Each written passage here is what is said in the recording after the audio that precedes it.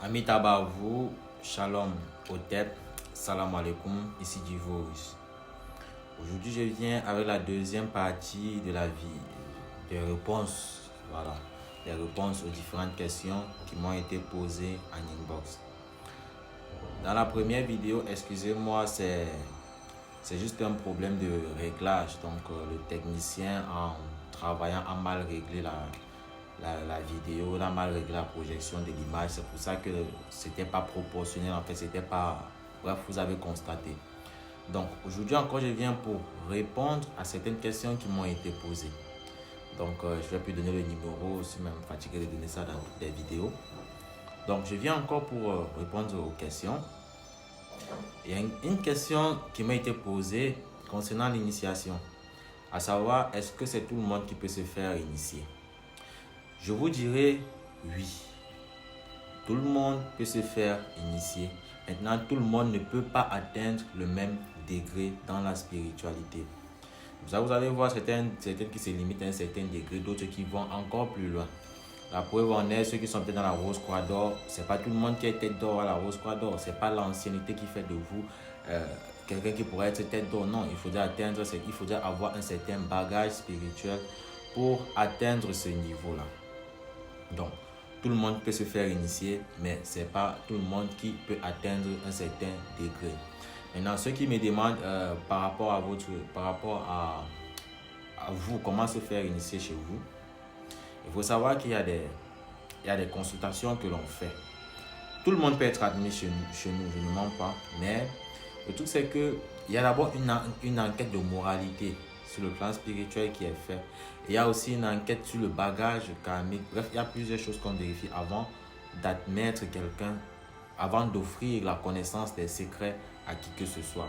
Il y en a qui viennent, généralement c'est plus pour les pasteurs, les prophètes et autres, qui viennent se faire initier juste pour acquérir certains pouvoirs. Donc vous comprendrez que leur forme d'initiation ne sera pas la même que celle de celui qui vient pour apprendre, pour être ce qu'on appelle un membre actif. Voilà. Donc, il y en a d'autres qui viennent se faire initier parce qu'ils veulent juste une protection. D'autres viennent se faire initier parce qu'ils veulent juste avoir accès à certains égrégores. Donc, c'était ça, je pense que j'ai répondu à ces questions-là.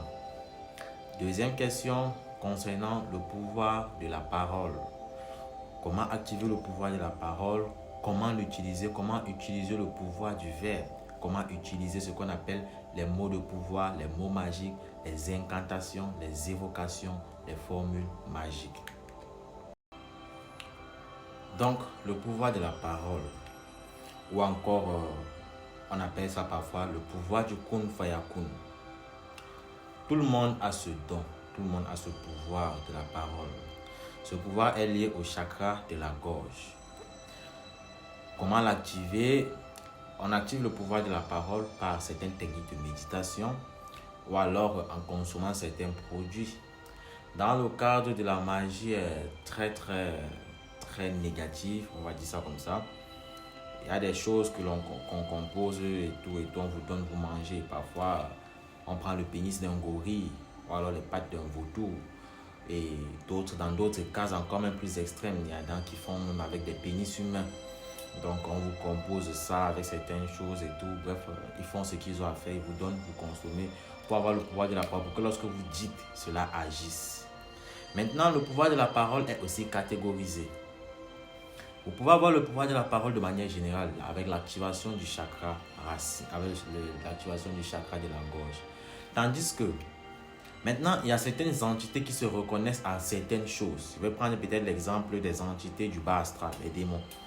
Les démons ne se reconnaissent que dans ce qui est déjà corrompu. Donc, pour pouvoir convoquer un démon, pour pouvoir conjurer un démon, il faudrait que vous aussi, vous soyez corrompu. C'est pour ça que dans certains rites initiatiques, dans l'occultisme généralement, il y a des pratiques que l'on fait qu'on ne peut pas dévoiler comme ça. Pour certaines personnes qui vont souvent faire certaines pratiques pour avoir de l'argent, bref, ce genre de pratiques que l'on déconseille toujours, vous allez souvent entendre des histoires comme quoi chaque jeudi, la personne qui a fait un pacte doit manger ses propres selles, doit manger son caca et tout et tout. En fait, ça ce n'est qu'un rituel pour activer le pouvoir de la parole, pour pouvoir prononcer les incantations qui vont lui permettre de faire venir cet argent-là du plan mystique au plan physique. Donc, pour conjurer le démon, pour qu'il vienne déposer cet argent. Et comme je vous ai dit, le démon ne se reconnaît que dans ce qui est corrompu. Donc, il n'y a pas une façon standard de prononcer les pouvoirs de parole, les mots de parole, les mots de pouvoir, excusez-moi. Donc, quand le démon se reconnaît dans ce qui est corrompu, l'ange, lui, va se reconnaître dans ce qui est pur. Vous allez voir, pour certains rituels, on va vous dire, consommez beaucoup de miel 7 jours avant de commencer à faire telle prière. Buvez de l'huile consacrée avant de faire telle prière. Ne parlez pas pendant tel nombre d'heures, pendant tel nombre de minutes avant de faire telle prière. C'est comme ça. Donc, chaque type d'entité a sa façon de procéder et chaque type d'entité a sa façon d'être conjuré. Et chaque type d'entité a sa langue. Parce qu'il y a la langue des esprits, il y a la langue des démons, il y a la langue des sirènes, il y a la langue des anges, ainsi de suite. Donc, rien n'est standard, rien n'est statique dans la spiritualité. Une autre question qui m'a été posée par un jeune de l'Afrique de l'Ouest, pourquoi les pactes sont si compliqués, pourquoi les démons peuvent nous donner de l'argent facilement, il suffit qu'on les vende notre âme et tout, ils nous donnent de l'argent. Je vais vous répondre encore une énième de fois à cette question. On ne vous déconseille pas ces pratiques pour rien. Voilà. Je vous ai dit, ne venez pas vers moi pour ça, parce que moi, je ne fais pas ce genre de choses. Voilà. Allez voir d'autres personnes. Et maintenant, concernant les pactes, je vais encore vous édifier sur cela. Le pacte, c'est quoi? C'est une alliance entre toi et une entité précise. Voilà. Maintenant, l'entité qu'on va invoquer pour que tu puisses faire un pacte avec lui, doit avoir à gagner venant de toi. Il ne va pas faire un pacte avec toi comme ça. Ton âme, ce n'est pas une question d'âme seulement, parce qu'il faudrait que ton âme ait de la valeur. La preuve en est, si toi, une simple commune là comme ça, peut-être que tu as encore tes 60 blocages, ton bagage karmique, tu viens te placer devant un démon et que moi, par exemple, je viens de me placer, forcément, j'aurai plus d'avantages vis-à-vis par rapport à toi. Donc, c'est comme ça. Le pacte, en fait, c'est quoi? Le pacte, c'est que tu régnis ton Dieu, tu régnis le Créateur, celui qui t'a créé, tu régnis, en fait, les lois cosmiques, tu régnis tout ce qui est bon pour épouser comme nouveau Dieu le démon que tu vas servir pour qu'il te donne de l'argent. Maintenant, pour faire donc cela, il va falloir que tu vas passer par ce qu'on appelle les tests, parce que le pacte, en fait, ce n'est qu'une initiation. Tu passes par les tests. Quand tu vas faire un pacte sur un sorcier, sur un marabout, sur un mage, sur un magicien, pas un mage, sur un magicien, quand tu vas faire un pacte sur ce genre de personnes, sache que ils ne vont pas te donner de l'argent. Ce n'est pas eux de te donner de l'argent. Leur rôle est de te mettre en contact avec l'entité. Que ce soit l'occultiste, le sataniste, le nécromancien, son rôle est de te mettre en contact avec l'entité. Maintenant, à l'entité, c'est quoi? Tu acceptes cette entité comme ton nouveau Dieu. Tu acceptes de vouer des cultes à cette entité-là. Maintenant, cette entité, en retour, elle doit d'abord te faire passer par un test, par une série de tests pour être sûr que tu pourras être un bon serviteur. Donc, c'est pour ça que tu vas passer par certaines obstacles. Vous allez voir, les démons vont donner des conditions aux gens qui vont faire et tout ce que vous voyez souvent des jeunes faire là sur les réseaux sociaux et tout coucher avec des folles, faire ci, faire ça. Après avoir reçu ces tests, tu acceptes dans cette entité comme ton Dieu et il te donne des connaissances, il te donne ce qu'il veut, il te donne tout ce que tu veux en fait.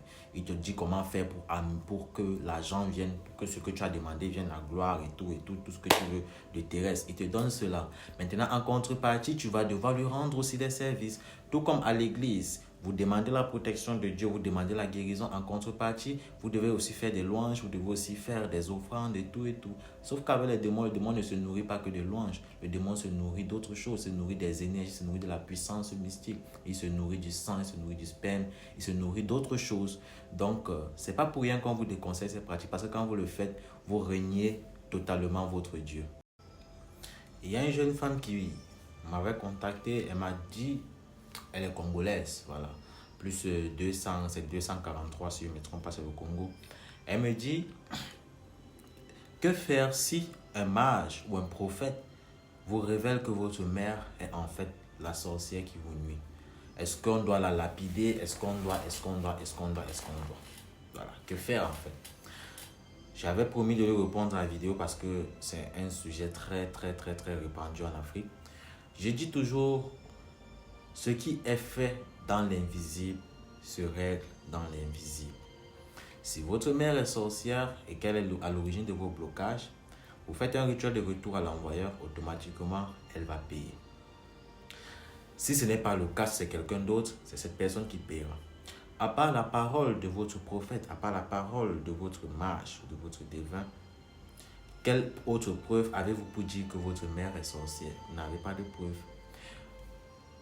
il faut savoir que lors même de la consultation, la vision du mage, du magicien, de l'occultiste, et peu importe, peut être corrompue. C'est pour ça que le mage ne s'hasardera pas à dévoiler certaines choses tant qu'il n'a pas une assurance à 100%. La seule vision qui est infaillible est la vision du python. Parce que la vision du python, c'est un autre degré de vision, de divination que l'on obtient en faisant une alliance avec une catégorie d'esprit. Tandis qu'il y a une autre forme de vision qui est en dessous, qui est la vision de l'aigle, qui est aussi très bien. Mais sauf que la vision de l'aigle, elle permet plus de voir en temps réel ce qui se passe dans un autre endroit. En fait, c'est ça la différence. Tandis que la vision du python, elle est générale. Il y a aussi même la vision de l'araignée. Sauf que pour la vision de l'araignée, il faudrait que vous envoyiez des araignées, tisser une toile d'araignée dans la maison de quelqu'un pour pouvoir les voir. Ce sera ça la caméra en fait.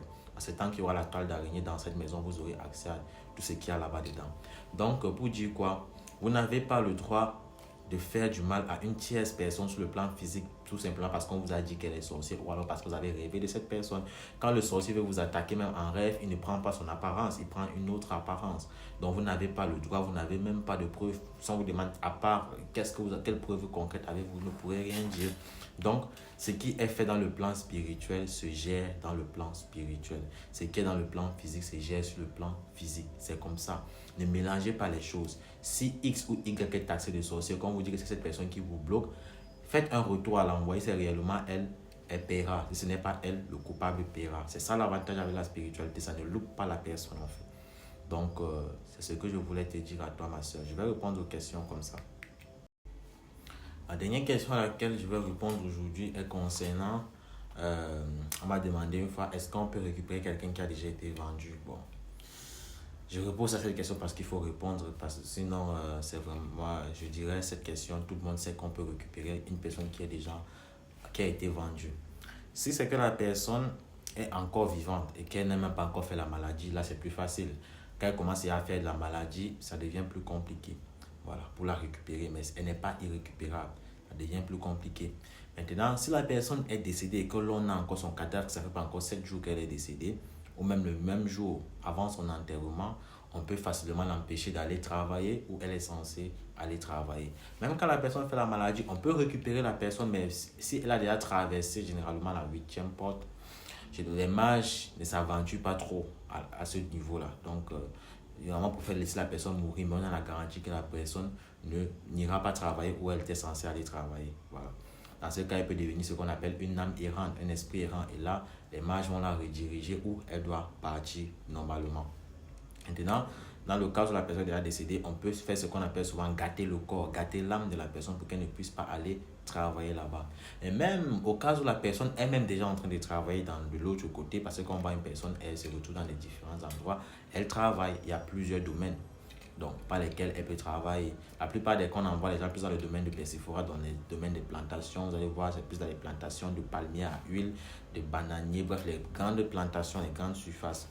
Donc, même jusqu'à là, on peut toujours récupérer la personne. Sauf que là, ça devient plus compliqué parce que le mage va devoir aller là-bas, déjouer les protections des gens et tout et tout. Donc, c'est un peu comme une mission d'espionnage et d'infiltration en fait. C'est comme si tu allais dans une prison pour essayer de sortir quelqu'un de là. Donc, comme dans la série Prison Break. C'est juste une blague, mais en fait, c'est un peu comme ça, à peu près comme ça. Et là, c'est souvent assez compliqué, mais c'est pas impossible. Donc, ce sont les choses que l'on fait en fait, mais on prend beaucoup de précautions avant de le faire. Amis Tabavou, merci d'avoir suivi cette vidéo. Partagez les vidéos, abonnez-vous massivement, likez, activez la cloche de notification. Comme je dis toujours, Divoruis ne reprend aucun autre numéro en dehors du plus 237 691 14 99 80.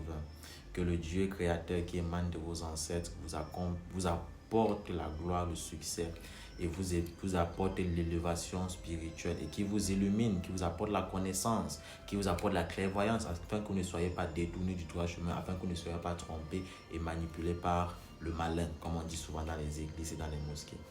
Amis Tabaou.